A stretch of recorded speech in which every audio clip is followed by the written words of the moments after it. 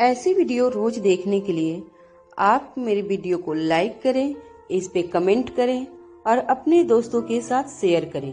और हाँ, अगर आप इस चैनल पे नए हैं तो इसे सब्सक्राइब करना ना भूलें।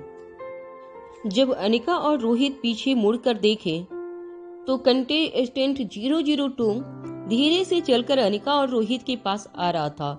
स्टेडियम में बैठे सारे लोग यह बात अच्छी तरह जानते थे कि कंटेस्टेंट 002 10 साल पहले हुई चैंपियनशिप का रनर अप था। ऑर्गेनाइजिंग टीम के कमेटी मेंबर भी यह बात अच्छी तरह जानते थे कि कंटेस्टेंट 002 भले ही विक्रम के साथियों जितना ताकतवर नहीं था, मगर उसकी मार्शल आर्ट स्किल काफी अच्छी थी। उसका अटैक और डिफेंस दोनों ही बहुत मजबूत थे, मगर डिफेंडिंग चैंपियन के बड़े भैया और कंटेस्टेंट 002 की फाइट 10 साल पहले फाइनल राउंड में हुई होती तो वह मैच जरूर यादगार बनती। कंटेस्टेंट 002 ने ईगल शेप का मास्क पहन रखा था।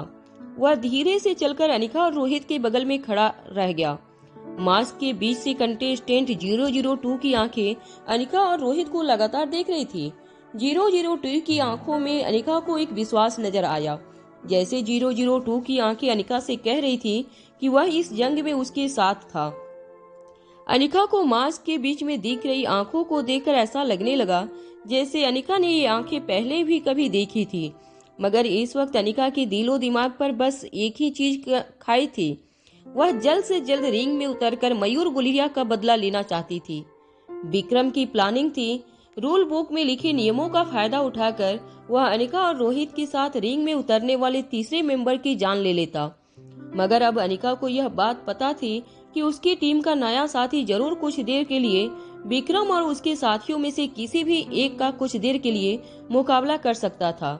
इसलिए रूल बुक के नियमों में जो कमी थी, वह कमी का फायदा अब अनिका उठाना चाहती थी और रिंग में के अंदर मयूर गुलेरिया के तीनों गुनहगारों को दर्दनाक मौत देना चाहती थी। कंटेस्टेंट 002 यानी कि अनिका की टीम के तीसरे साथी की उम्र सारे फाइटर्स में कुछ ज्यादा थी, मगर उसकी आंखों में गजब का आत्मविश्वास था। देखते ही देखते स्टैंड में बैठे लोग और रिंग के आसपास जमा बाकी कंटेस्टेंट शोर मचाकर मैच शुरू होने का इंतजार करने लगे थे। यहाँ तक कि खुद चैंपियनशिप के ऑर्गेनाइजर और मैच रेफरी को भी बेसब्री से फाइट के शुरू होने का इंतजार था। सभी के मन में अब यह विश्वास आ चुका था कि दीदी और बड़े भैया अपने नए साथी के साथ मिलकर विक्रम और उसके अफ्रीकी फाइटर्स का वह हाल करेंगे कि दोबारा दिल्ली के लोगों को नीचा दिखाने की कभी कोशिश नहीं करेंगे। इसी चैंपियनशिप रिंग में विक्रम और उसके साथियों ने काफी फाइटर्स को बड़े ही दर्दनाक तरीके से अस्पताल पहुंचाया था। इस वक्त उन सब फाइटरों की एकेडमी वाले अपने साथियों के साथ हुई नाइंसाफी का बदला लेना चाहते थे। जैसे ही अनिका और उसकी टीम के बाकी दोनों साथी रिंग के अंदर उतरे, लोगों के जोश का ठिकाना नहीं रहा। लोग जोर जोर से चीखने लगे, चिल्लाने लगे।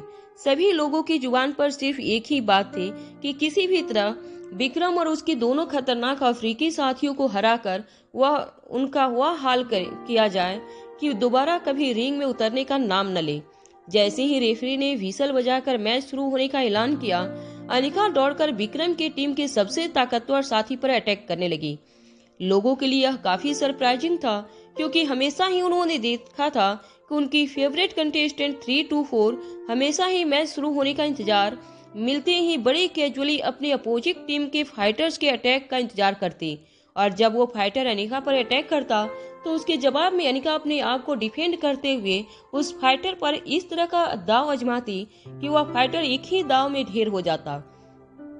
मगर इस बार रेफरी ने जैसे ही मैच शुरू करने का इशारा किया, अनिका ने बिना सोचे विक्रम के टीम के सबसे ताकतवर अफ्रीकी साथी पर अटैक किया।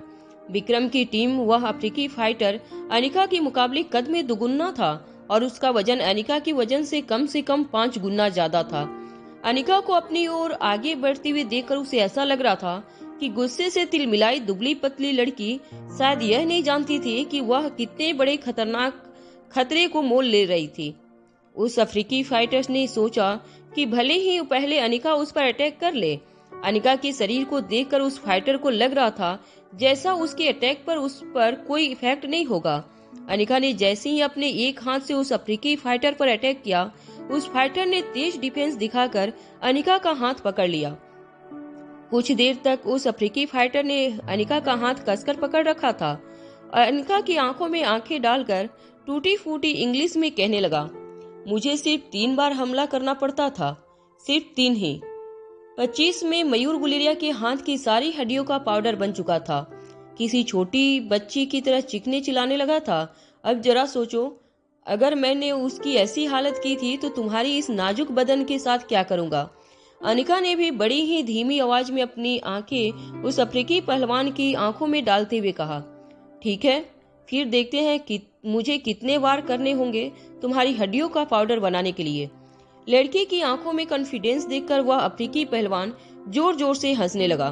तभी अनिका ने दूसरी हाथ का इस्तेमाल करते हुए उस अफ्रीकी फाइटर्स के साथ हाथ पर अटैक किया। अनिका का अटैक बेहद तेज था। उस अफ्रीकी फाइटर्स को अपने हाथों में तेज दर्द महसूस हुआ, मगर दर्द इतना भी तेज नहीं था कि अफ्रीकी फाइटर्स को अनिका से कोई डर लगता। उसकी अपने हाथ को 1-2 बार ट्विस्ट करके चेक भी किया। हल्के दर्द के अलावा उसके हाथों में कोई प्रॉब्लम नहीं महसूस हो रही थी। वो जब अपने दूसरे हाथ से अनिका पर अटैक करने लगा, तब अनिका ने काफी तेज डिफेंस करते हुए उसके दूसरे हाथ पर भी वार किया। बिल्कुल पहले जैसा ही दर्द अफ्रीकी फाइटर्स को महसूस होने लगा। वो अनिका के सामने देखकर मुस्कुराने लगा और कहने लगा, अगर इस फाइट में तुम्हें कुछ देर के लिए मेरे सामने टिकना है तो तुम्हें इससे काफी बेहतर करना होगा। अपने नाजुक से शरीर की सारी ताकत लगाकर मुझ पर वार करना होगा। इससे पहले कि अफ्रीकी फाइटर्स अनिका को और कुछ कहता, अनिका ने 3-4 और तेज वार उस अफ्रीकी फाइटर्स के हाथ पर किए।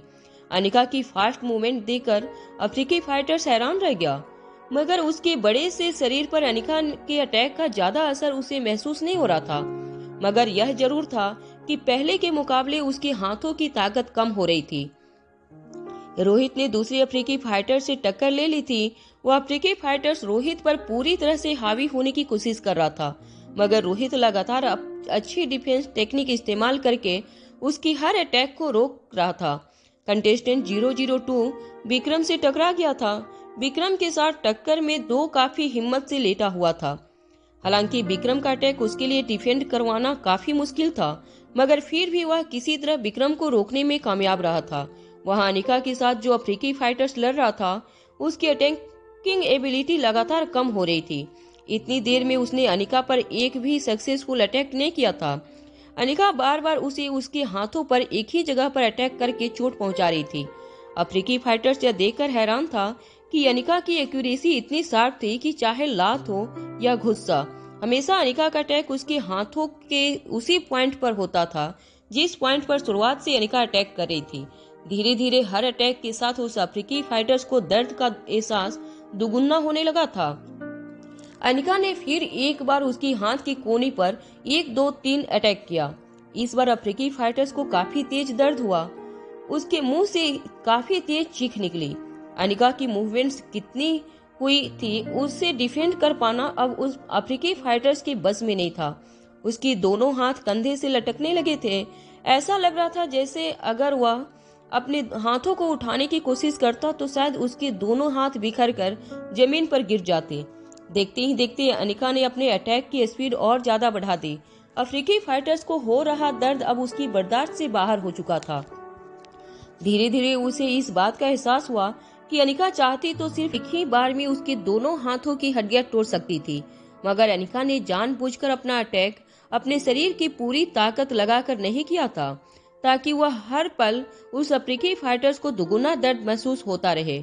अनिका अच्छी तरह जानती थी कि विक्रम और उसके साथियों ने लगातार 6 घंटे तक मयूर को फिजिकली टॉर्चर किया था। अनिका भी उसे आसान सजा नहीं देने वाली थी। अनिका की आंखों में खून सवार देखकर अफ्रीकी फाइटर समझ चुका था कि अगर अनिका को रोका नहीं गया तो शायद इसी तरह तड़पा तड़पा कर चैंपियन रिंग में वह सबके सामने उसकी जान निकाल लेगी। अनिका को अफ्रीकी फाइटर्स पर हावी होता हुआ देखकर पूरे के पूरे स्टेडियम में अनिका के फैंस ने नारे लगाना शुरू कर दिया था। लोग चाहते थे कि विक्रम और उसकी टीम को कड़ी से कड़ी सजा मिले। अनिका अभी के बाद एक उस अफ्रीकी फाइटर्स की छाती, पांव और शरीर के हर हिस्से पर बड़ा ही तेज और ताकतवर अटैक करने लगी। अनिका को लातों और हाथों की स्पीड इतनी ज्यादा थी कि उस अफ्रीकी फाइटर्स को लग रहा था जैसे उसे किसी इलेक्ट्रिक मशीन के अंदर बिठाकर उस पर लोहे के रॉड से एक के बाद एक वार किए जा रहे थे। उसके शरीर के हर कोने से दर्द उसे महसूस होने लगा था। वो रिंग की जमीन पर घुटनों के बल बैठ चुका था। धीरे धीरे उसका सांस लेना मुश्किल होने लगा था। उसकी नाक से खून बहने लगा।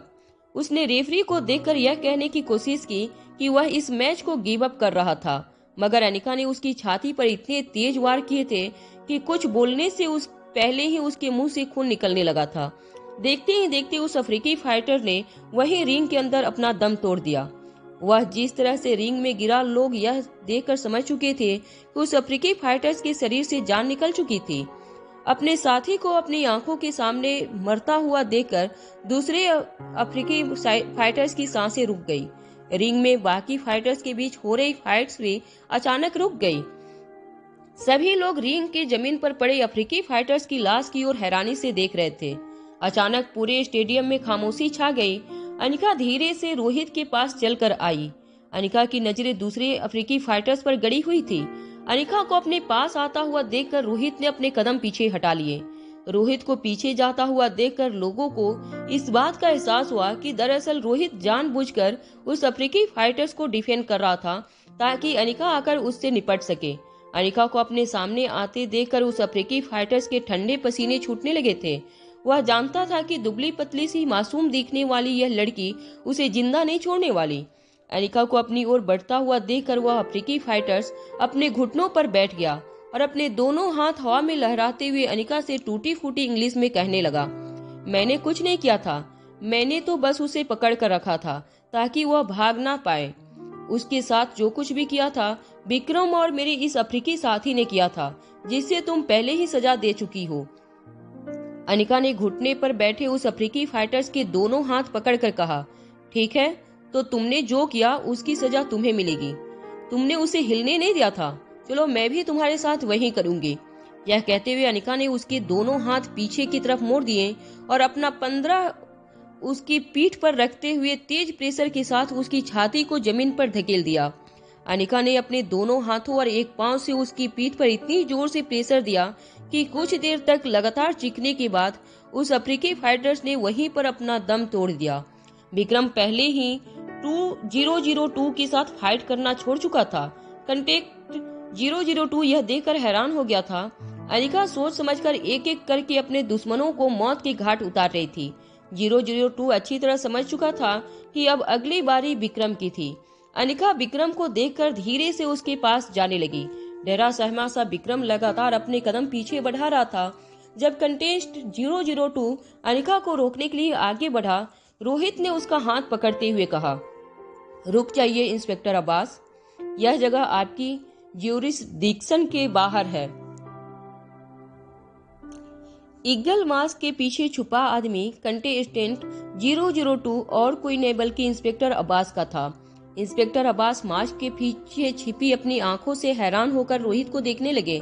इंस्पेक्टर अब्बास पहले से जानते थे कि रोहित काफी शार्प और इंटेलिजेंट बिजनेसमैन था, इसलिए इतनी कम उम्र में रोहित ने मारवा खानदान के बिजनेस को बहुत खूबी से आगे बढ़ाया था। इंस्पेक्टर अब्बास ने आज तक सिर्फ रोहित के तेज दिमाग और सातिर नजरों के किस्से सुने थे, मगर आज इंस्पेक्टर अब्बास ने अपनी आंखों से रोहित के हुनर को भी देख लिया था।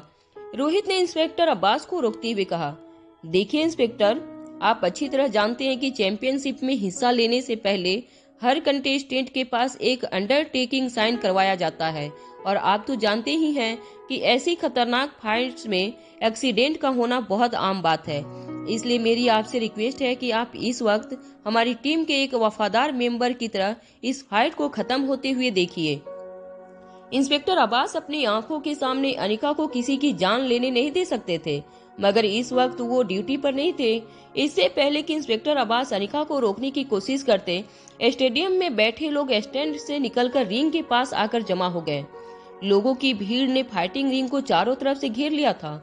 सभी लोग हवा में हाथ उछालकर अनिका से कहने लगे, कुचल डालो इस घमंडी का सर अपने पांव के नीचे, ताकि दोबारा कभी इस विक्रम जैसे लोग हमारे शहर की बेइज्जती करने की कोशिश न करें।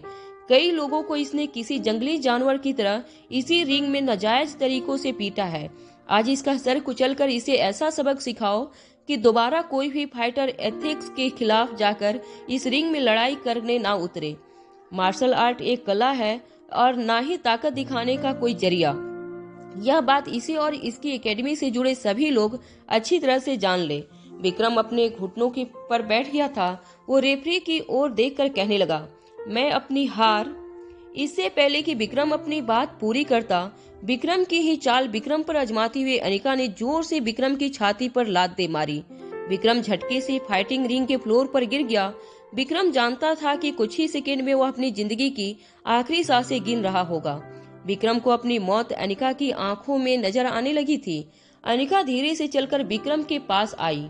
रिंग के आसपास मौजूद सारे लोग एक साथ चिल्लाने लगे, kill him, kill him. Referee और चैंपियनशिप ऑर्गेनाइजिंग टीम भी अच्छी तरह जानती थी कि आज चैंपियनशिप रिंग में जो कुछ भी हुआ था वह चैंपियनशिप के इतिहास में पहले कभी नहीं हुआ था। मगर इससे पहले कि कोई कुछ कदम उठा पाता, अनिका ने विक्रम की हथेलियों पर अपना एक पांव रख दिया। अनिका विक्रम के शरीर के साथ भी वही करना चाहती थी जो पिछली रात उसने और उसके साथियों ने मिलकर मयूर गुलेरिया के साथ किया था। अनिका विक्रम के शरीर के हर हिस्से में मौजूद हड्डियों को तोड़कर विक्रम को उसी दर्द का एहसास दिलाना चाहती थी जो विक्रम ने अपने साथियों के साथ मिलकर मयूर के साथ किया था। धीरे धीरे अनिका विक्रम की हथेलियों पर रखा अपने पांव का प्रेशर बढ़ाने लगी। दुबली पतली सी अनिका ने विक्रम की उंगलियों पर इतनी जोर से प्रेशर अप्लाई किया था कि विक्रम अपनी आंखें मूंद कर जोर जोर से रिंग के जमीन पर लेटकर चिल्लाने लगा। विक्रम की चीख सुनकर अनिका को यह एहसास हो रहा था जैसे विक्रम इस वक्त मयूर के साथ किए गए गुनाह की सजा भुगत रहा था। जब विक्रम को यह महसूस हुआ कि किसी भी वक्त दर्द से विक्रम के दिमाग की नसें फट सकती थी, तब विक्रम ने अपना एक हाथ अनिका के पांव के पास पटकते हुए कहा, रुक जाओ, रुक जाओ। मेरे पास कुछ ऐसे सीक्रेट हैं जो मैं तुम्हें बता सकता हूँ। अगर मैं मर गया तो वह सीक्रेट भी मेरे साथ ही दफन हो जाएंगे। जमीन पर पड़े विक्रम की बात सुनकर इंस्पेक्टर अब्बास चौंक गए। दरअसल इंस्पेक्टर अब्बास को जब इस बात का पता चला था कि रातों रात विक्रम के शरीर में शैतानी ताकत आ गई थी, तब इंस्पेक्टर अब्बास मास्क पहनकर चैंपियनशिप में हिस्सा लेने के लिए खुद आए थे। इंस्पेक्टर अब्बास जानते थे कि हो न हो विक्रम में रातों रात आई हुई शैतानी ताकत के पीछे जरूर शक्तिशाली ड्रग और ह्यूमन एक्सपेरिमेंट का हाथ था। इंस्पेक्टर अब्बास विक्रम की बात सुनकर यह सोचने लगे कि क्या विक्रम के पास कोई ऐसा सीक्रेट था जो इंस्पेक्टर अब्बास को इतने खतरनाक ड्रग और ह्यूमन एक्सपेरिमेंट के मामले की जड़ तक पहुंचा सके। जमीन पर पड़े हुए विक्रम की छाती पर अनिका एक के बाद एक वार करती रही। दर्द के मारे विक्रम चीखता रहा, चिल्लाता रहा, मगर अनिका की आंखों से साफ पता चल रहा था अनिका का आज विक्रम को मयूर पर किए गए हमलों की सिर्फ एक ही सजा देना चाहती थी, सजाए मौत। इंस्पेक्टर अब्बास ने अनिका की आंखों में बदले की भावना पढ़ ली थी, इसलिए आगे आकर इंस्पेक्टर अब्बास ने अनिका से कहा, देखो दीदी, मैं जानता हूँ तुम बहुत ताकतवर हो।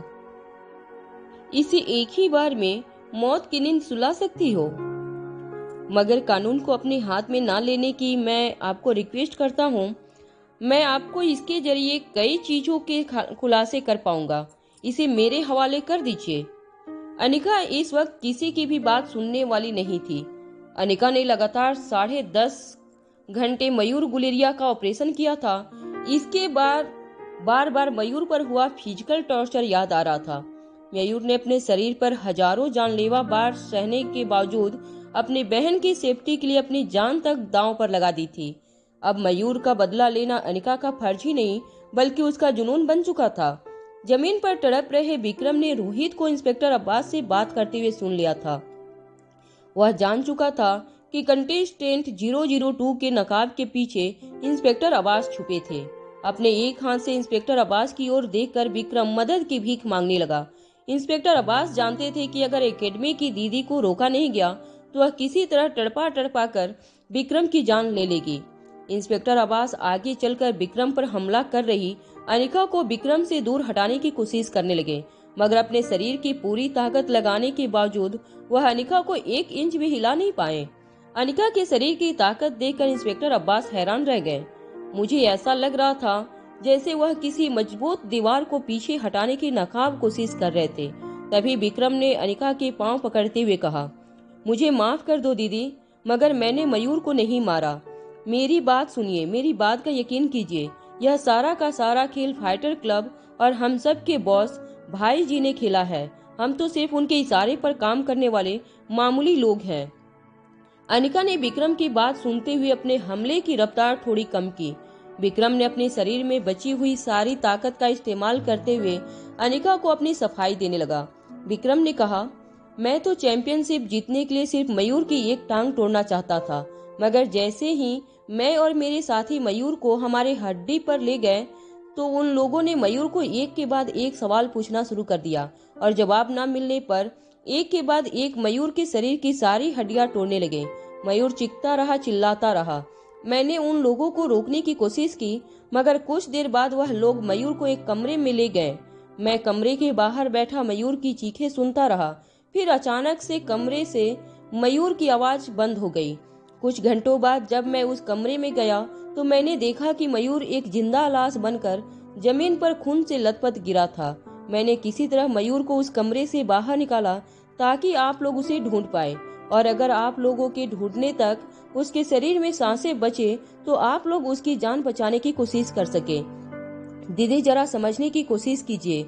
हाँ, मैं मयूर को चैंपियनशिप में हराना चाहता था, मगर इसके लिए मैं मयूर की जान नहीं ले सकता। अरे, मैं खुद भी दिल्ली में रहने वाला इंसान हूँ। क्या मैं नहीं जानता मयूर गुलेरिया के पीछे कौन कौन लोग हैं? इतने बड़े लोगों के साथ मैं अकेला दुश्मनी कैसे ले सकता हूँ? जरा सोचिए। विक्रम की बातें सुनकर अनिका के हमले लगातार धीरे होते गए। मौका देखकर इंस्पेक्टर अब्बास अनिका के सामने आए और कहने लगे, रुक जाओ, इस बार मुझ पर एक फेवर कर दो, छोड़ दो इसे। बदले में फ्यूचर में आप जो भी कहेंगे मैं आपके लिए जरूर करूंगा। यह मेरा वादा है आपसे। अनिका इंस्पेक्टर अब्बास की बात सुनकर गहरी सोच में पड़ गई।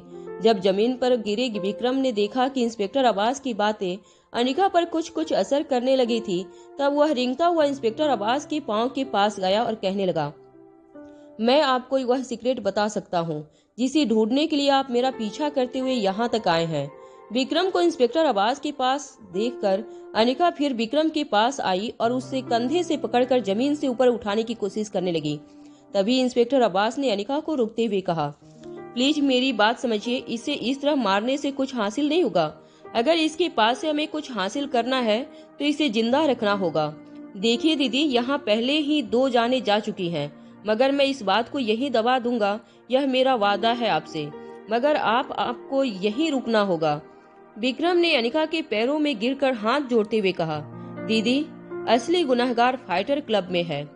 मैं आपके हमारे अड्डे का एड्रेस बताता हूँ। विक्रम ने धीमी आवाज में अनिका को अपने अड्डे का लोकेशन बताई।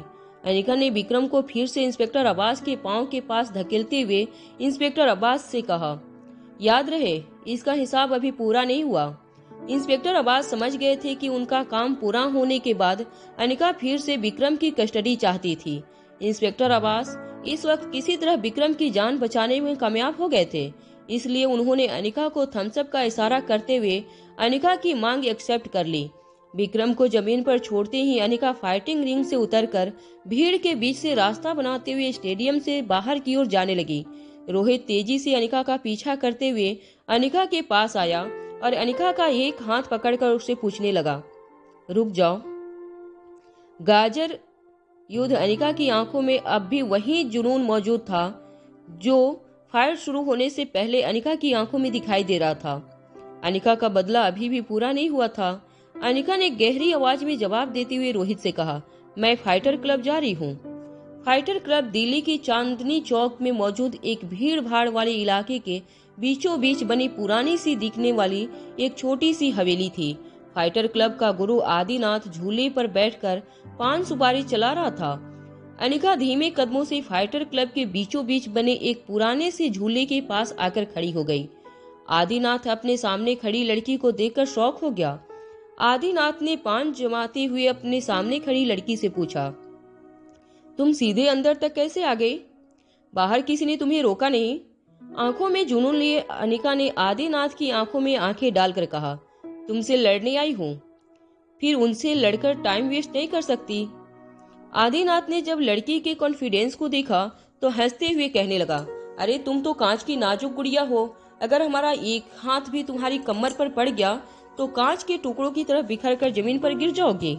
यह कहते हुए जब आदिनाथ झूले से उठकर खड़ा हुआ तब आदिनाथ की नजर फाइटर क्लब की मेन गेट पर पड़ी। आदिनाथ के सिक्योरिटी गार्ड, जो कि काफी हट्टे कट्टे और मार्शल आर्ट एक्सपर्ट थे, वह जमीन पर पड़े तड़प रहे थे। आदिनाथ अपने सामने खड़ी लड़की को देखकर अपना एक हाथ अपने गालों पर रखकर अपने गांव को जाने लगा। अनिका को ऊपर से नीचे तक देखने के बाद आदिनाथ ने कहा, भाई वाह, तुम्हें देखकर लगता नहीं कि यह काम तुम्हारा है। चलो मानता हूँ कि तुम्हें अच्छी ट्रेनिंग मिली है, मगर मेरे साथ लड़ने के लिए तुम अभी बच्ची ही हो। जाओ तुम्हारे गुरु को भेजो, मैं उसके साथ अखाड़े में उतरने के लिए तैयार हूँ। अगर मैं तुम्हारी गुरु से हार गया तो चलो वादा करता हूँ, यह बाहर जो फाइटर क्लब का इतना बड़ा बोर्ड लगा है ना, उसे अपने हाथों से उतार लूंगा और फिर कभी उस जगह पर नहीं लगाऊंगा। अब जाओ और अपने गुरु को भेजो। आज काफी वक्त के बाद मुझे अखाड़े में उतरने का मौका मिल रहा है। आदिनाथ यह कहते हुए अपने हाथों में रखे डिब्बे में एक और पान निकालकर अपने मुंह में रखकर चबाने लगा। तभी आदिनाथ के मुंह पर अनिका ने जोर से मुक्का मारा। मुक्के का इम्पैक्ट इतना जोरदार था, आदिनाथ के मुंह से उसका पान और 2 दांत उड़कर जमीन पर गिर गए। जमीन पर पड़े आदिनाथ को सब कुछ धुंधला नजर आ रहा था। उसे यकीन नहीं हो रहा था कि अभी अभी उसके गालों पर पड़ा पावरफुल पंच उसके ठीक सामने खड़ी एक दुबली पतली सी लड़की ने मारा था। आदिनाथ अनिका के आने से पहले सफेद बनियान और धोती पहनकर अखाड़े में बैठा था। अपने मुंह से टपक रहे खून की वजह से आदिनाथ के सफेद कपड़े लाल होने लगे थे।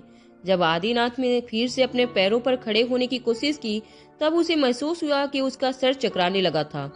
आदिनाथ खुद एक काफी शक्तिशाली पहलवान था, मगर आज तक उसे अखाड़े में कभी किसी ने इतनी जोर से नहीं पटका था। आदिनाथ को अब भी यकीन नहीं हो रहा था कि छोटी सी देखने वाली इस दुबली पतली लड़की के शरीर में इतनी ताकत थी। आदिनाथ ने अपने कंधे से गमछा हटाया और जोर से अनिका को लात मारने की कोशिश की, मगर अनिका के अटैक से अनिका का डिफरेंस काफी ज्यादा तेज था। अनिका ने आदिनाथ की टांग पकड़कर उसे इतनी जोर से मरोड़ दिया कि आदिनाथ का पूरा शरीर हवा में ही पलट गया और फिर से आदिनाथ जोर से जमीन पर गिरा। कुछ मिनटों बाद अखाड़े का पूरा नक्शा बदल चुका था। ज्यादातर खिड़कियां और दरवाजे टूट चुके थे। आदिनाथ जिस झूले पर बैठा था वह झूला भी एक तरफ से टूटकर जमीन पर गिरा हुआ था। अनिका ने अपना एक पांव आदिनाथ की छाती पर रखा था और आदिनाथ जमीन पर खून से लथपथ शरीर लिए धीमी सांसें ले रहा था। अनिका ने अपना पांव ऊपर किया। आदिनाथ समझ चुका था कि इस बार अनिका उसकी छाती पर इस तरह से अटैक करने वाली थी कि अनिका की लात पड़ते ही आदिनाथ के शरीर से जान निकल जाएगी। आदिनाथ अच्छी तरह जानता था कि अगले कुछ ही सेकंड में उसकी जिंदगी हमेशा के लिए उसका साथ छोड़ने वाली थी। नीचे पड़े आदिनाथ को अनिका का चेहरा धुंधला नजर आ रहा था। आदिनाथ ने मुस्कुराते हुए अनिका से कहा, मैं समझ गया तुम कौन हो। अनिका ने हवा में ही अपनी लात रोक ली। आदिनाथ ने धीमी सांस लेते हुए अनिका से कहा, तुम बिल्कुल मेरे जैसी हो। आदिनाथ की बात सुनकर अनिका हैरान रह गई। अनिका के चेहरे पर कंफ्यूजन देखकर आदिनाथ के चेहरे पर मुस्कान बढ़ने लगी। आदिनाथ धीमी आवाज में अनिका से कहने लगा, तुम खुद भी नहीं जानती तुम कौन हो। अनिका ने आदिनाथ की बातों को इग्नोर किया। जैसे ही अनिका दोबारा आदिनाथ की छाती पर पांव रखने वाली थी, अचानक ही पीछे इंस्पेक्टर अब्बास अपने कुछ ऑफिसर्स के साथ आए और अनिका को रोकते हुए कहने लगे, रुक जाओ अनिका, हमारे पास इनके खिलाफ काफी सारे सबूत हैं। विक्रम ने हमें इनकी काफी इंफॉर्मेशन दी है। अब इस आदमी को कानून के हवाले कर दो। अनिका मयूर का बदला लेने के लिए आदिनाथ के जिस्म से हमेशा के लिए उसकी जान निकाल देना चाहती थी, मगर वो जानती थी कि इंस्पेक्टर अब्बास जिस इंफॉर्मेशन की बात कर रहे थे उससे काफी बड़ी ड्रग इन्वेंशन और ह्यूमन एक्सपेरिमेंट के जड़ तक पहुंचा जा सकता था। अनिका ने अपना पांव आदिनाथ की छाती से हटा लिया और आदिनाथ की ओर पीठ करके अनिका फाइटर क्लब से बाहर निकलने लगी। अनिका के कदम काफी भारी हो गए थे। धीरे धीरे चलकर अनिका गेट पर इंतजार कर रहे रोहित और आकाश के पास जाने लगी। कुछ कदम चलकर अनिका ने पीछे मुड़कर देखा। इंस्पेक्टर अब्बास और उसके साथी आदिनाथ को सहारा देते हुए जमीन से उठा रहे थे। आदिनाथ की नजरें अनिका पर गड़ी हुई थी। आदिनाथ बंद हो रही आंखों से भी लगातार अनिका को देखकर धीरे धीरे मुस्कुरा रहा था। आदिनाथ को देखकर ऐसा लग रहा था जैसे वह अनिका के बारे में कोई ऐसा राज जानता था जिसके बारे में खुद अनिका नहीं जानती थी। अचानक ही आदिनाथ ने अपनी आंखें बंद कर ली। आदिनाथ का पूरा शरीर इंस्पेक्टर अब्बास के ऑफिसर के ऊपर झुक चुका था। इंस्पेक्टर अब्बास दौड़कर आदिनाथ के पास गए। इंस्पेक्टर अब्बास ने जब आदिनाथ की नब्ज चेक की तो वह हैरान रह गए। आदिनाथ के मुंह से खून निकल रहा था। उसकी जीभ और आंखें नीली पड़ने लगी थी। इंस्पेक्टर अब्बास ने जोर से अपनी आंखें बंद की और अपनी मुट्ठी अपने ही पांव पर मारते हुए कहा, वी हैव लॉस्ट हिम। लगता है इसने साइनाइड अपनी जीभ के नीचे रख ली थी। आदिनाथ ने जो कुछ भी किया था उससे एक बात साफ हो गई थी। विक्रम और उसके साथियों ने जो कुछ भी किया था वह आदिनाथ के कहने पर किया था, मगर आदिनाथ तो सिर्फ एक मोहरा था। असली मास्टरमाइंड कोई और था, जिसके डर की वजह से आदिनाथ ने खुदकुशी कर ली थी। आदिनाथ की मौत की वजह से अब उस आदमी तक पहुंचने की कड़ी भी टूट चुकी थी। हालांकि अनिका का बदला पूरा हो चुका था, मगर आदिनाथ की मौत ने कई नए सवाल खड़े कर दिए थे। आखिर कौन था ड्रग इन्वेंशन और ह्यूमन एक्सपेरिमेंट के पीछे? किसके इशारे पर लोग अनिका के पीछे पड़े थे? और आखिर ऐसा कौन सा राज था अनिका के बारे में जो आदिनाथ अपने साथ ही लेकर चला गया? इंस्पेक्टर अब्बास के ऑफिसरों ने लोकल पुलिस की मदद से आदिनाथ की बॉडी को पोस्टमार्टम के लिए फॉरेंसिक लैब भिजवा दिया। आदिनाथ की बॉडी जाते ही अनिका फिर से धीरे धीरे आकाश और रोहित की ओर आगे चलने लगी। अनिका को आकाश और रोहित दोनों धुंधले नजर आने लगे थे। अनिका की चाल लड़खड़ाने लगी थी। इससे पहले कि अनिका आकाश और रोहित के पास पहुंची, अनिका की आंखें भारी होकर अचानक ही बंद हो गई। इससे पहले कि अनिका अपना होश खोकर जमीन पर गिरती, रोहित ने अनिका को कमर से पकड़ लिया। अनिका ने अपने शरीर का बोझ रोहित के कंधों पर डाल दिया था। आकाश भी दौड़कर रोहित के पास आया। आकाश और रोहित ने अनिका को होश में लाने की बहुत कोशिश की, मगर अनिका रोहित की बाहों में बिना पलके झपकाए बेहोश पड़ी रही। रोहित ने अनिका को अपने हाथों में उठा लिया।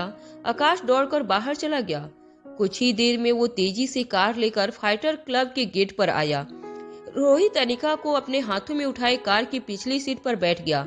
रोहित के अंदर बैठते ही आकाश ने एक्सीलेटर पर जोर से अपना पांव दबा दिया। चांदनी चौक की भीड़ भाड़ वाली गलियों से ही आकाश तेजी से लाइफ केयर हॉस्पिटल की ओर आगे बढ़ने लगा। आकाश की स्पीड 100 किलोमीटर के ऊपर पहुंच चुकी थी, मगर पीछे बैठा रोहित पूरी तरह से पैनिक हो चुका था। वह बार बार आकाश से एक ही चीज कह रहा था, जल्दी चलाओ यार, जल्दी चलाओ। पीछे बैठा रोहित लगातार अनिका के मुंह पर पानी छिड़क रहा था, मगर अनिका होश में नहीं आ रही थी। कुछ ही देर में रोहित और आकाश अनिका को लेकर लाइफ केयर हॉस्पिटल पहुंचे। रोहित ने पहले से हॉस्पिटल के स्टाफ को तैयार करने को कह दिया था।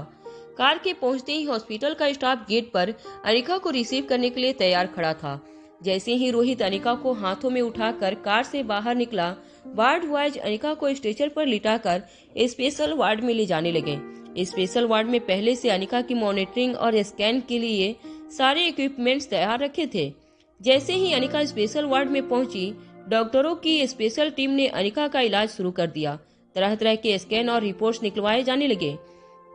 तभी डॉक्टरों ने देखा कि अनिका के कपड़ों पर काफी खून लगा था।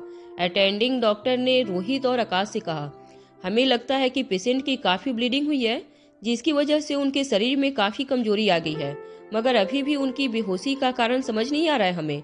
हमें और टेस्ट करने होंगे। रोहित ने उस अटेंडिंग डॉक्टर का कॉलर पकड़ते हुए कहा, तो फिर किस बात का इंतजार है? तुम्हें जो कुछ भी करना है जल्दी करो। वो अटेंडिंग डॉक्टर रोहित का बिहेवियर देखकर चौंक गया। रोहित लाइफ केयर हॉस्पिटल का मालिक था, मगर रोहित ने कभी भी अपने एम्प्लॉयर्स के साथ किसी भी तरह की बदतमीजी नहीं की थी। मगर आज रोहित को पैनिक होता हुआ देखकर हॉस्पिटल का पूरा स्टाफ शॉक हो गया था। राजलक्ष्मी आईसीयू वार्ड में मयूर गुलेरिया की मॉनिटरिंग कर रही थी। जैसे ही राजलक्ष्मी को अनिका की खबर मिली, राजलक्ष्मी दौड़कर टॉप फ्लोर पर बने स्पेशल वार्ड में आई। डॉक्टरों की पूरी टीम को देखकर राजलक्ष्मी घबरा गई। वह समझ नहीं पा रही थी कि आखिर उसकी बॉस डॉक्टर अमृता को हुआ क्या था। राजलक्ष्मी दौड़कर बिस्तर पर लेटी अमृता के पास गई। लेडी डॉक्टर यह जानने की कोशिश कर रहे थे कि आखिर अनिका को शरीर के किस हिस्से पर चोट लगी थी, जिसकी वजह से उसे इतनी ब्लीडिंग हो रही थी। कुछ देर अनिका चेकअप करने के बाद राजलक्ष्मी ने कमरे में खड़े सारे लोगों से कहा, एवरीबॉडी प्लीज रिक्वेस्ट, शांत हो जाइए और सारी ट्रीटमेंट्स अभी के अभी रोक दीजिए। रोहित और आकाश राजलक्ष्मी की बात सुनकर हैरान हो गए। आकाश तेजी से चलकर राजलक्ष्मी के पास आया और कहने लगा, यह क्या कर रही हो तुम? मेरी बहन की जान खतरे में है और तुम बाकी डॉक्टरों से कह रही हो कि वह इलाज करना रोक दें। राजलक्ष्मी ने आकाश को शांत करते हुए कहा, mister Guleria, please control yourself. मैं भी एक डॉक्टर हूँ और यह मत भूलिए कि मैं पिछले कई सालों से डॉक्टर अमृता के साथ काम कर रही हूँ। मेरे एक्सपीरियंस पर शक करना उनकी काबिलियत पर शक करना होगा। राजलक्ष्मी की बातों में कहीं न कहीं बाकी मौजूद डॉक्टरों को सच्चाई नजर आ रही थी। कई सालों तक डॉक्टर अमृता के साथ काम करने के बाद राजलक्ष्मी खुद एक स्पेशलिस्ट डॉक्टर बन चुकी थी। राजलक्ष्मी ने कुछ नर्सेज को अपने पास बुलाया और उन्हें कुछ इंस्ट्रक्शन देने लगी। इसके बाद राजलक्ष्मी रोहित और आकाश को कमरे से बाहर ले गई। रोहित के चेहरे पर अभी भी कंफ्यूजन था। वह समझ नहीं पा रहा था कि राजलक्ष्मी ऐसा क्यों कर रही थी। राजलक्ष्मी ने रोहित और आकाश को समझाते हुए कहा, देखिए, डरने की कोई बात नहीं है। मैडम बेहोश नहीं हुई हैं, वह इस वक्त गहरी नींद में है। राजलक्ष्मी की बात सुनकर रोहित और आकाश हैरान होकर एक दूसरे को देखने लगे। राजलक्ष्मी ने अपनी बात आगे बढ़ाते हुए कहा, अगर आपको याद हो तो मैडम पिछले कई घंटों से सोई नहीं है। उनके शरीर को डिलीवरी के बाद हुए ब्लड लॉस की वजह से काफी लोगों से ज्यादा नींद की जरूरत है। आकाश और रोहित दोनों यह बात अच्छी तरह से जानते थे। फिर जब से अनिका को मयूर की गुम होने की खबर मिली थी, तब से लेकर अब तक लगभग 40 घंटे बीत चुके थे और अनिका एक पल के लिए भी सोई नहीं थी। मगर आकाश और रोहित यह भी सोच सोच कर हैरान हो रहे थे कि आखिर अनिका चलते चलते कॉल एप्स कैसे हो गई थी और उसके शरीर से बह रहा वह खून। रोहित ने राजलक्ष्मी से कहा, देखिए, मुझे अभी भी लगता है कि आपकी कोई गलती हो रही है। उसके शरीर से खून बह रहा है, अभी अंडर एक अटेंडिंग डॉक्टर ने हमसे कहा।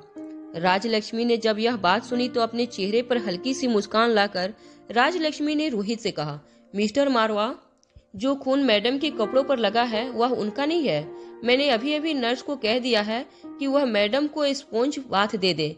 मैडम हमेशा सोने से पहले शावर लेती हैं, उनकी आदत छूटनी नहीं चाहिए। उनकी असिस्टेंट होने के नाते उनका ख्याल रखना मेरी जिम्मेदारी है।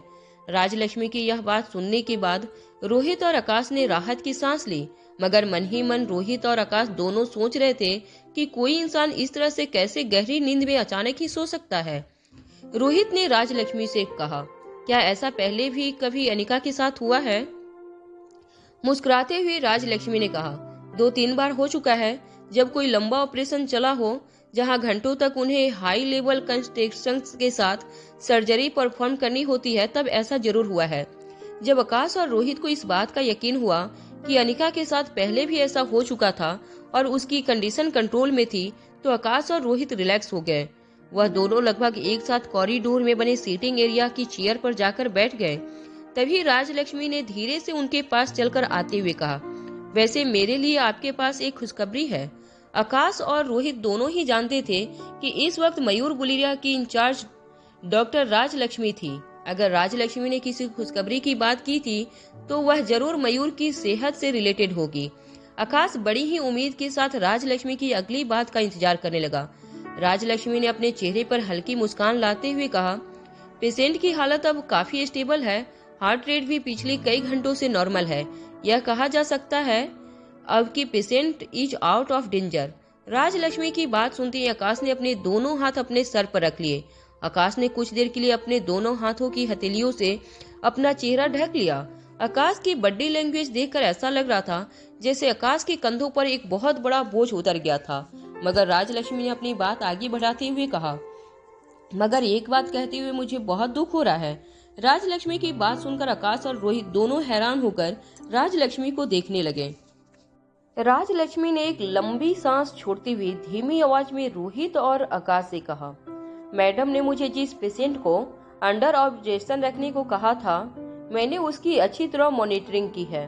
पेशेंट की जान को तो अब किसी तरह का खतरा नहीं है, मगर मुझे एक बात बड़े ही अफसोस के साथ कहना पड़ रहा है कि आज के बाद पेशेंट दोबारा कभी अपने पैरों पर खड़ा नहीं हो पाएगा।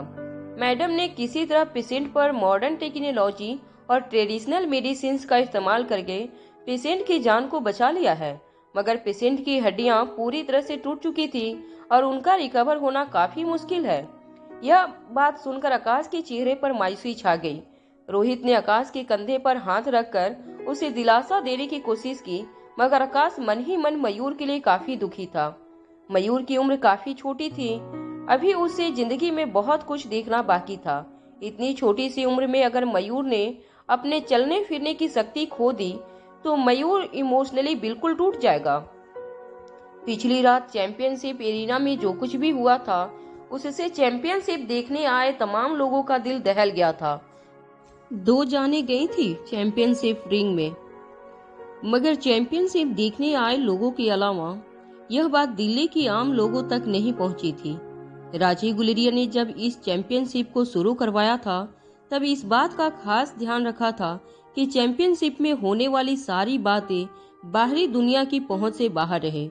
ऐसा नहीं था कि चैंपियनशिप में किसी भी तरह की कोई इलीगल बात होती थी, मगर राजीव गुलेरिया यह बात अच्छी तरह से जानते थे कि एक दिन शायद ऐसा हो सकता था कि चैंपियनशिप में हुई दुर्घटना को बाहरी लोगों से छुपाना पड़े।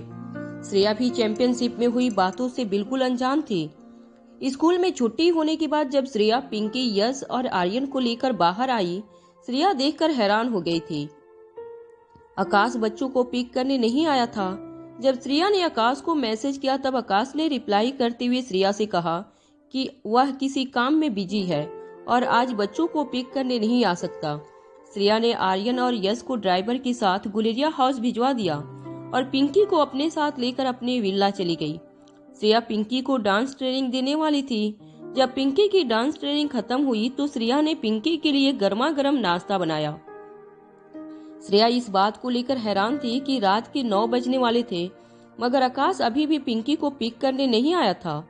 श्रेया के बार बार कॉल करने पर भी आकाश बार बार श्रेया का कॉल डिस्कनेक्ट कर रहा था। फिर आकाश ने श्रेया को मैसेज करते हुए लिखा, आज मैं बहुत बिजी हूँ, ऑफिस में कुछ जरूरी काम है, क्या तुम आज रात पिंकी को अपने साथ अपने घर पर रख सकती हो? श्रेया को लगा कि शायद आकाश किसी इम्पोर्टेंट बिजनेस मीटिंग में व्यस्त होगा। श्रेया ने मैसेज लिखते हुए आकाश से कहा, ठीक है, नो प्रॉब्लम, मैं पिंकी को खाना खिलाकर सुला दूंगी। कुछ देर श्रेया ने पिंकी के साथ टीवी पर कार्टून देखा, मगर पिंकी की आंखें भारी हो रही थी। जब श्रेया ने देखा कि नन्ही सी पिंकी बार बार नींद की झपकियां ले रही थी तो श्रेया ने नन्ही सी पिंकी को अपने हाथों में उठाकर बेडरूम के बिस्तर पर सुला दिया। श्रेया भी बड़ी चुपचाप पिंकी के बगल में सो गई। आधी रात को अचानक ही श्रेया को यह फील हुआ कि पिंकी नींद में कुछ बड़बड़ा रही थी। जब श्रेया ने अपनी आंखें खोलकर पिंकी की ओर देखा तो पिंकी नींद में पानी मांग रही थी। श्रेया ने जल्दी से साइड टेबल पर पड़ा पानी का ग्लास उठाया और पिंकी को जगाने के लिए एक हाथ से पिंकी का सर धीरे से पकड़ा। तभी अचानक श्रेया को रियलाइज हुआ कि पिंकी का माथा बहुत तेज तप रहा था। पिंकी को तेज बुखार था। श्रेया ने बिना वक्त गवाए नन्ही सी पिंकी को अपने हाथों में उठा लिया और उसे कार में सुलाकर सीधे हॉस्पिटल ले गई। जब हॉस्पिटल में अटेंडिंग डॉक्टर ने नन्ही सी पिंकी को चेक किया तो डॉक्टर ने श्रेया से कहा, देखो, घबराने की कोई जरूरत नहीं है, आपकी बेटी को मामूली सा बुखार है, मैं अभी थोड़ी दवाई दे देती हूँ, कुछ देर इसे अंडर ऑब्जर्वेशन रखते हैं, मेरे ख्याल से कुछ ही देर में बुखार उतर जाएगा। डॉक्टर के कहने के बावजूद श्रेया के चेहरे पर काफी परेशानी नजर आ रही थी। श्रेया ने नन्ही सी पिंकी को अपने सीने से लगा कर रखा था। बिना किसी की मदद लिए श्रेया ने पिंकी को हॉस्पिटल में बने स्पेशल वार्ड में बिस्तर पर लिटा दिया और खुद ठीक उसके बगल में बैठ गई। डॉक्टर ने जो दवाइयाँ दी थी उसकी वजह से कुछ ही देर में पिंकी के माथे से पसीना छूटने लगा। पसीने के साथ साथ पिंकी का बुखार भी उतरने लगा था। जब अटेंडिंग डॉक्टर दोबारा बीपी रूटीन चेक करने वार्ड में आई, डॉक्टर ने श्रेया की ओर देखते हुए कहा, अब घबराने की कोई जरूरत नहीं है, बुखार उतर गया है, आप चाहे तो इन्हें घर ले जा सकती हैं और अगर आप चाहे तो सुबह तक इंतजार करने के बाद आप उसे घर ले जा सकती हैं। डॉक्टर की बात सुनने के बाद श्रेया ने राहत की सांस ली। श्रेया पिंकी को लेकर किसी भी तरह का रिस्क नहीं लेना चाहती थी, इसलिए श्रेया ने सोचा कि पिंकी को सुबह तक यही हॉस्पिटल में अंडर ऑब्जर्वेशन रखा जाए। हॉस्पिटल पहुंचने से पहले ही श्रेया ने आकाश को मैसेज करके सब कुछ बता दिया था। जब आकाश को पता चला कि पिंकी को सिर्फ मामूली सा बुखार था, तब आकाश ने श्रेया को इन्फॉर्म कर दिया कि वह जल्द से जल्द अपना काम निपटाकर हॉस्पिटल पहुंचने की कोशिश करेगा। सुबह के 4 बजने वाले थे। श्रेया की आंखें भारी होने लगी और वो पिंकी के बिस्तर पर अपना हाथ रखकर सो गई। सुबह नताशा अपनी मम्मी संध्या के साथ हॉस्पिटल में रूटीन चेकअप के लिए आई थी। नताशा ठीक पिंकी के कमरे के बाहर खड़ी सामने के कमरे में डॉक्टर की अपॉइंटमेंट का इंतजार कर रही थी। सुबह जब नर्स ने पिंकी के कमरे का दरवाजा खोला तो अचानक सामने खड़ी नताशा की नजर कमरे के अंदर बिस्तर पर सोई पिंकी पर पड़ी। नताशा ने देखा कि पिंकी के बिस्तर पर एक कोने पर श्रेया अपना सर अपने हाथों पर रखकर सोई हुई थी। यह देखते ही अचानक ही हॉस्पिटल कॉरिडोर में खड़ी नताशा जोर जोर से चिल्लाने लगी। नताशा चिल्लाते हुए कमरे के भीतर चली गई और श्रेया को कच्ची नींद से उठाकर उसे धकेलते हुए कमरे के बाहर ले जाने लगी। नताशा ने श्रेया से कहा कि किस तरह की लड़की हो तुम? पहले मेरे पास से मेरा होने वाला पति छीन लिया, अब मेरी बेटी को मुझसे दूर करना चाहती हो। बताओ क्या किया है तुमने मेरी बेटी के साथ जो इस तरह वह हॉस्पिटल के बिस्तर पर पड़ी है। श्रेया ने अभी अभी कच्ची नींद में अपनी आंखें खोली थी। उसे समझ नहीं आ रहा था कि अचानक ही उसके साथ क्या हो रहा था। श्रेया की आंखें अभी पूरी तरह खुली भी नहीं थी। नताशा श्रेया को घसीटते हुए पिंकी के कमरे से बाहर हॉस्पिटल की कॉरिडोर में ले आई और सबके सामने जोर जोर से रोती हुई आवाज में श्रेया को पूछने लगी, आखिर क्या बिगाड़ा है मैंने तुम्हारा? क्यों मेरे परिवार को जाड़ने के पीछे पड़ी हो? पिंकी मेरी बेटी है, अरे नन्ही सी जान है वह, उसे तो कम से कम छोड़ दो। नताशा जोर जोर से श्रेया को कोसने लगी थी। हॉस्पिटल कॉरिडोर में मौजूद सारे लोग हैरानी से श्रेया की ओर देखने लगे। रोती हुई आवाज में नताशा लगातार श्रेया को कोसती रही, पहले मुझसे मेरे होने वाले पति को छीन लिया, अब मेरी नन्ही सी बच्ची की जान के पीछे पड़ी हो। आखिर क्या मिलेगा तुम्हें यह सब कुछ करके? क्या तुम्हें पैसों की भूख है? तो मैं अपना सब कुछ लुटाने के लिए तैयार हूँ, मगर मेहरबानी करके मेरे परिवार को छोड़ दो। पिंकी को अस्पताल के बिस्तर पर लेटा हुआ देखने के बावजूद नताशा ने पिंकी के पास जाना जरूरी नहीं समझा था। नताशा के लिए ज्यादा इम्पोर्टेंट यह था कि वह श्रेया को किसी तरह लोगों के सामने लाकर उसे सबके सामने नीचा दिखाए। आसपास खड़े लोग इस पूरे मामले में श्रेया को दोषी समझने लगे। नताशा की बातों से लोगों को ऐसा लगने लगा था कि श्रेया एक ऐसी औरत थी जो शायद पैसों के लिए किसी के बसते बसाए घर को उजाड़ दे। हॉस्पिटल की कुछ नर्स आपस में बात करते हुए कहने लगी, कल रात जब ये बच्ची को लेकर अस्पताल आई थी तब ऐसा लग रहा था कि सचमुच इसे अपनी बच्ची की फिक्र है, मगर देखो सुबह होते ही असलियत पर रोशनी पड़ गई। इस भोली भाली मासूम दिखने वाली लड़की का असली चेहरा तो अब सामने आया है। अंदर जो बिस्तर पर छोटी सी बच्ची लेटी है वह दरअसल इसकी औलाद है ही नहीं, किसी और की औलाद को अपना बनाकर लगता है यह औरत किसी के घर में जाकर उसके घर पर कब्जा करना चाहती है।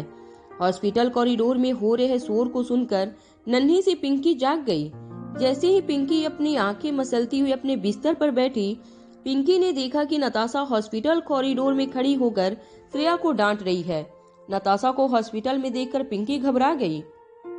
नताशा जिस तरह से श्रेया को सबके सामने फटकार लगा रही थी वह देखकर नन्ही सी पिंकी हॉस्पिटल के बेड से एक स्टूल के ऊपर अपना पांव रखकर नीचे उतरी। नताशा के पास जाने की हिम्मत नहीं थी पिंकी में, मगर पिंकी किसी भी तरह श्रेया की हो रही इंसल्ट को रोकना चाहती थी। नन्ही सी पिंकी ने धीमी और पतली आवाज में श्रेया पर चिल्ला रही नताशा से कहा, मम्मी प्लीज आप मेरी टीचर को मत डांटिए, श्रेया टीचर बहुत अच्छी हैं। पिंकी के मुंह से यह बात सुनते ही आसपास खड़े सभी लोग हैरान होकर एक दूसरे को देखने लगे। नन्ही सी पिंकी को इस तरह बात करते हुए देखकर नताशा का गुस्सा और भी ज्यादा बढ़ गया था। नताशा ने सबके सामने श्रेया का एक हाथ पकड़कर उसे पास वाली दीवार की ओर धकेल दिया और कहा, यह क्या जादू चला दिया है तुमने एक नन्ही सी बच्ची पर? वह अपनी माँ को छोड़कर तुम्हारी तरफदारी कर रही है। यह कहते हुए नताशा ने अपना एक हाथ अपने सर पर रख दिया और कॉरिडोर में रखी बेंच पर जाकर बैठ गई। नताशा ने जो तमाशा खड़ा किया था वह धीरे धीरे आग पकड़ रहा था। हॉस्पिटल में अपने रिलेटिव्स को मिलने आए काफी लोग नताशा और श्रेया के बीच हो रही नोकझोंक को देखने के लिए आसपास इकट्ठा हो गए। सभी लोगों को भोली भाली और मासूम दिखने वाली श्रेया पर शक होने लगा। तभी संध्या भी नताशा के ठीक बगल में आकर बैठ गई और उसके कंधे पर हाथ रखकर कहने लगी, यह सब मेरी ही गलती है, मेरी वजह से यह लड़की तुम्हारी जिंदगी में आई और आज देखो तुम्हारी जिंदगी को नरक बनाकर रख दिया है इस लड़की ने। सालों पहले इसके बाप ने मेरी जिंदगी नरक बना दी थी और आज यह लड़की जो बिल्कुल अपने बाप की परछाई है वह तुम्हारी जिंदगी नरक बनाने आ गई है। एक माँ होने के बावजूद मैं उस दिन को कोसती हूँ जिस दिन तुम्हारा जन्म हुआ था। श्रेया हैरान होकर अपनी माँ संध्या की ओर देखने लगी। इतनी कड़वी बातें शायद आज तक किसी माँ ने अपनी औलाद से नहीं की होगी। अपनी माँ के मुंह से ऐसी बातें सुनकर श्रेया की आंखों से आंसू टपकने लगे। लोगों की नजरों में श्रेया का कैरेक्टर और ज्यादा गिरने लगा था। नन्ही सी पिंकी अपनी श्रेया टीचर की इंसल्ट होते हुए देख नहीं पा रही थी, मगर पिंकी अभी बहुत छोटी थी। वह नताशा को किस तरह रोके यह बात पिंकी की समझ में नहीं आ रही थी। तभी रोती हुई नताशा ने फिर से श्रेया को ताना मारते हुए कहा, एक तो तुमने मुझसे मेरा प्यार छीन लिया और अब मेरी बेटी चुराने आई हो। जब नताशा की यह बात श्रेया के कानों पर पड़ी तब श्रेया ने भी अपने आंसू पोंछते हुए नताशा को कड़क आवाज में जवाब देते हुए कहा, मैंने तुम्हारे प्यार को नहीं चुराया, बल्कि तुमने मेरे प्यार को चुराया था मुझसे। जैसे ही श्रेया के मुंह से यह बात निकली, संध्या तेजी से चलकर श्रेया के पास आई और जोर से उसे एक थप्पड़ लगा दिया। संध्या ने श्रेया से कहा, मैं अच्छी तरह जानती हूँ कि तुम दोनों में से किसकी नियत में खोट है। तुम जलती हो मेरी बच्ची से, बचपन से जलती हो उससे, और इसलिए तरह तरह के खेल करके उसकी जिंदगी से उसकी कमाई हुई हर चीज छीनना चाहती हो। मगर अब मैं यह होने नहीं दूंगी। तुम्हें अभी इसी वक्त दिल्ली छोड़कर जाना होगा। जैसे ही संध्या ने यह बात कही, भीड़ के बीच से एक ऊंची और कड़क आवाज सभी की कानों पर पड़ी, yes you are absolutely right. अभी के अभी इस लड़की को दिल्ली से जाना होगा। जब आसपास खड़े लोगों ने भीड़ के बीच खड़े इंसान को देखा तो सबके होश उड़ गए।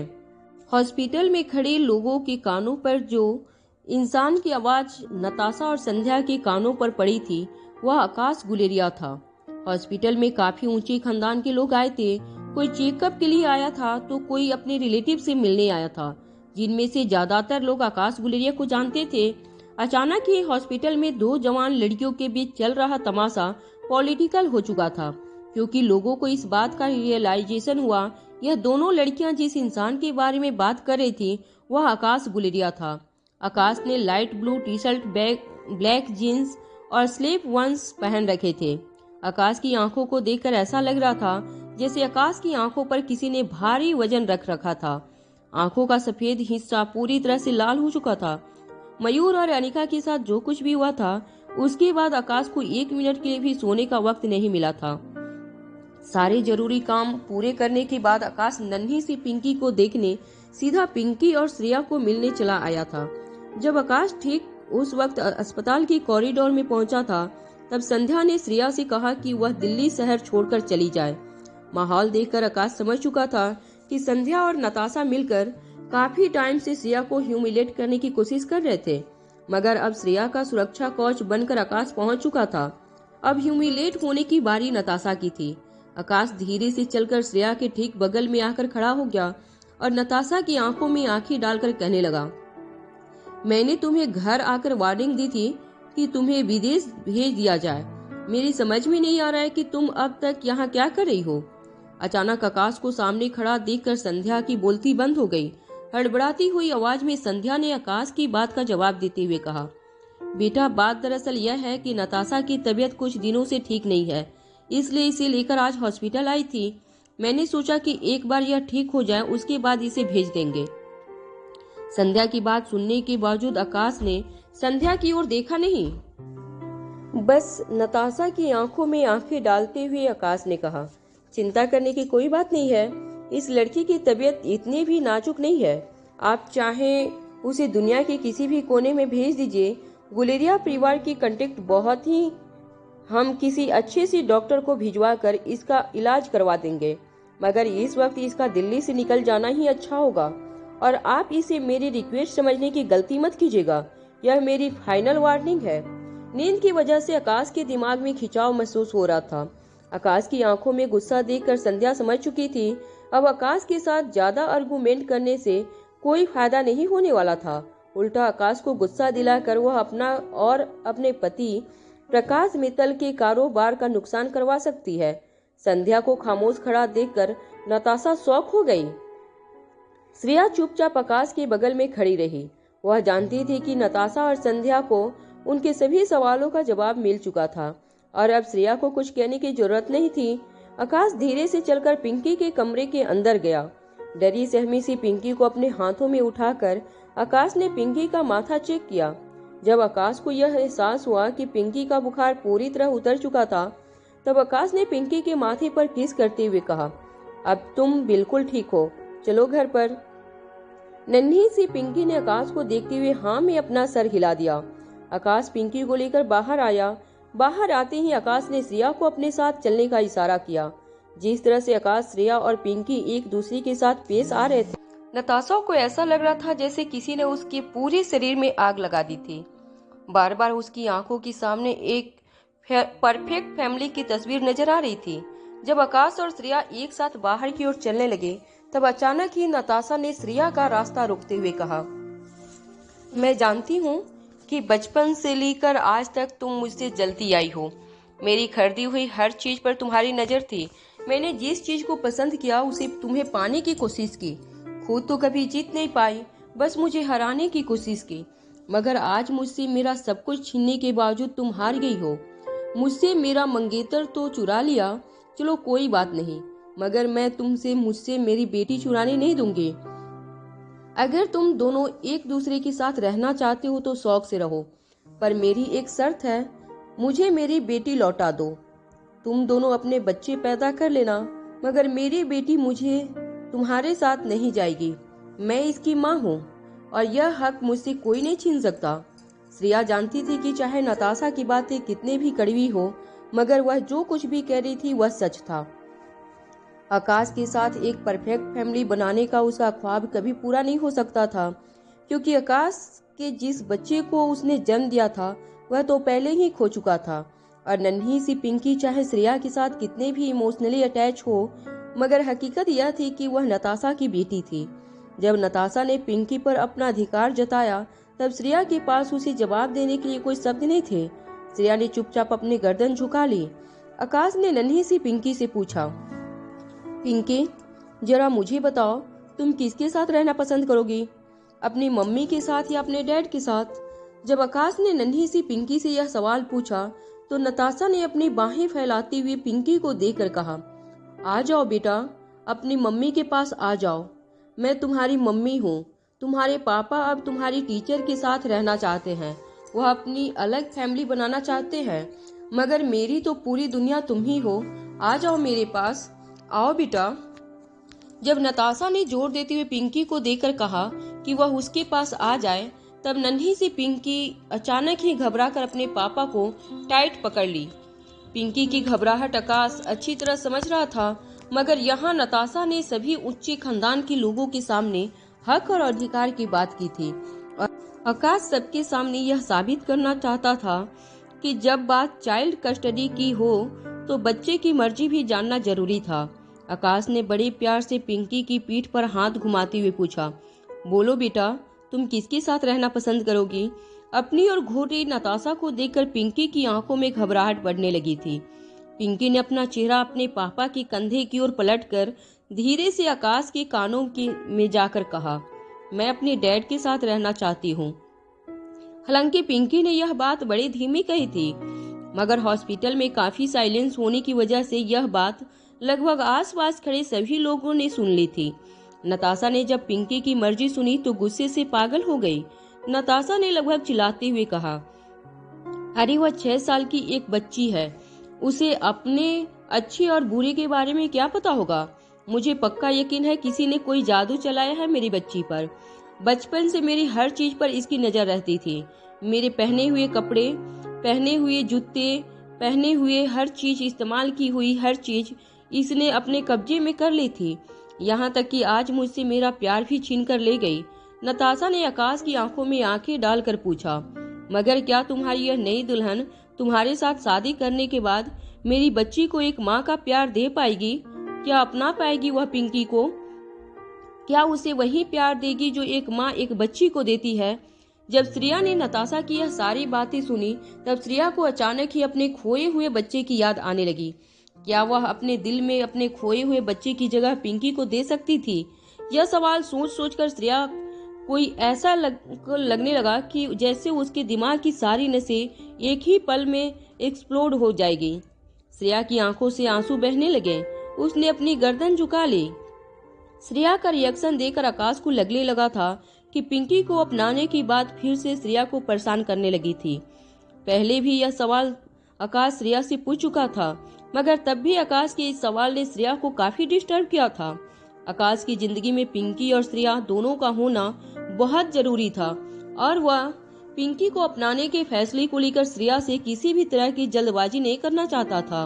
इससे पहले कि आकाश नताशा को कुछ कहता, श्रेया ने आकाश के हाथ से पिंकी को अपने हाथों में ले लिया और पिंकी के सर पर प्यार से हाथ फेरते हुए कहा, मैं मानती हूँ कि पिंकी तुम्हारी बेटी है, मगर तुमसे बहुत अलग है। इसे देखती हूँ तो ऐसा लगता है यह बिल्कुल मेरी जैसी है। अगर ऐसी बच्ची हो तो उसे प्यार करने की जरूरत नहीं है। मैंने जब से इस बच्ची को देखा है तभी से मैं इसे प्यार करने लगी हूँ। तुम्हें अब इसकी फिक्र करने की कोई जरूरत नहीं है। हम तीनों एक साथ बहुत खुश रहेंगे, एक दूसरे से बहुत प्यार करेंगे और नन्ही सी पिंकी अपनी इस मम्मा के साथ बहुत खुश रहेगी। यह कहते हुए श्रेया ने एक हाथ से पिंकी को पकड़ लिया और दूसरे हाथ से आकाश का हाथ थाम लिया। यह नजारा देखकर संध्या और नताशा के पांव के नीचे से जमीन खिसक गई थी। जो लोग आकाश गुलिया को जानते थे वो अपने अपने मोबाइल में इस तस्वीर को कैप्चर करने लगे। आकाश, श्रेया और पिंकी को देखकर एक परफेक्ट फैमिली पोर्ट्रेट लोगों के दिमाग में छपने लगा था। आकाश ने जब देखा कि श्रेया ने सबके सामने उसका हाथ थाम लिया था, आकाश को ऐसा लगने लगा कि कई घंटों की उसकी थकान एक सेकंड में गायब हो चुकी थी। आकाश की गुस्से से लाल आंखें अचानक ही चमचमाते सितारे जैसे चमकने लगी थी। आकाश बस इस पल को कभी भी खत्म नहीं होने देना चाहता था। श्रेया ने आकाश का हाथ थामा था, मगर आकाश को यह महसूस हो रहा था जैसे श्रेया ने उसकी आत्मा को अपनी आत्मा के साथ जोड़ लिया था। कुछ देर तक आकाश बस यूं ही खड़ा श्रेया को और श्रेया की गोद में अपनी बेटी पिंकी को देखता रहा। न जाने कितने सालों से आकाश ने यह सपना देखा था कि एक दिन वह अपनी बेटी पिंकी को श्रेया की गोद में खिलता हुआ देखे। कुछ देर बाद आकाश ने जब अपना होश संभाला तो उसने श्रेया का हाथ थामकर घर जाने के लिए हॉस्पिटल से निकलने लगा, मगर कुछ कदम चलने के बाद आकाश ने मुड़कर अपने असिस्टेंट से कहा, 1 घंटे के अंदर मुझे मिस नताशा दिल्ली शहर से बाहर चाहिए और इतना याद रहे मैं दोबारा कभी भी इन्हें दिल्ली शहर में नहीं देखना चाहता हूँ। आकाश के सेक्रेटरी ने आकाश की बात सुनते ही अपनी जेब से फोन निकाला और फोन में कुछ टाइप करने लगा। आकाश ने नताशा को देखकर एक फाइनल गुड बाय करते हुए कहा, दोबारा मिलने की गलती मत करना। नताशा चाहकर भी आकाश के फैसले को बदल नहीं सकती थी। संध्या चुपचाप आकाश के सामने अपनी गर्दन झुकाए खड़ी हो गई। आकाश पिंकी और श्रेया को लेकर वहां से चला गया।